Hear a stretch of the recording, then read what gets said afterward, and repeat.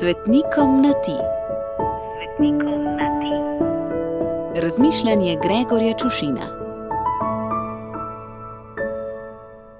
Ljuba moja sveta Milada. Ko človek spozna koga do te mere, da ga obišče, sploh če ga obišče večkrat, ni tako nenavadno, da spozna, vsaj tako na dober dan, še kakega člana njegove družine. In ker je svet majhen, se seveda zgodi, in spet ni to prav nič čudno, da nekoč nekje na drugem koncu sveta, povsem nepričakovano in ob čisto drugi priliki, naletiš na nekoga, se z njim zapleteš v pogovor in odnos in čez čas ugotoviš, da je to že neke vrste žlahnik kakega tvojega znanca. Tako sem se, ljuba moja sveta Milada oziroma Marija, kot je tvoje pravo in krstno ime, preko teh svojih pisanj že spoznal s kar nekaj tvojimi sorodniki.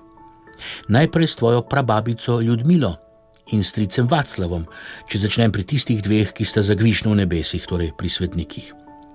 Potem sta tu seveda tvoja starša, oče Boleslav in mati Drahomira, ki se, oprosti, da bom povedal kar naravnost, nista izkazala za najboljši par in sta svojimi dejanji glavna krivca za svetost tvoje prababice in strica.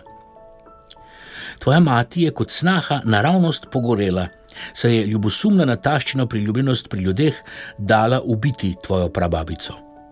Tvoj oče pa tudi ni ravno blestev, ne kot sin in ne kot brat, se je dopustil materin umor, kasneje pa, da bi se polastil krone na bratovi glavi, brata za to glavo skrajšal.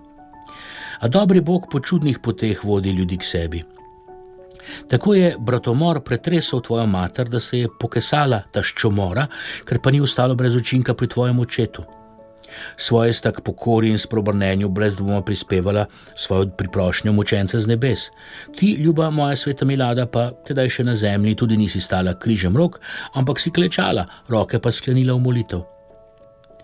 Vem, da se tole bere kot scenarij za kako mehiško telenovelo, pa so zgolj podatki iz zgodovine.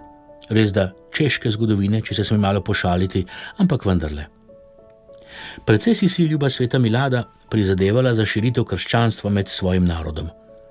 V ta namen si odšla vse do Rima, da bi izprosila prvega češkega škofa. Tam vstopila v samostan Benediktink, ko pa je Praga postala tudi sedež škofije, si se vrnila in s pomočjo svojega brata, ki je po očetu podedoval ime in krono, postavila znameniti samostan na Hradčanih. Kaj naj rečem? Ne vem, če imajo Čehi kak podoben pregovor, kot ga imamo Slovenci, žlahta, raztrgana plahta. Se pa bojim, da je ta rek dobro poznan in uveljavljen pri vseh ljudeh na vseh koncih sveta. A naj v tolažbo dodam še en rek, ki mu je treba kar zaupati, da Bog tudi po krivih črtah piše ravno.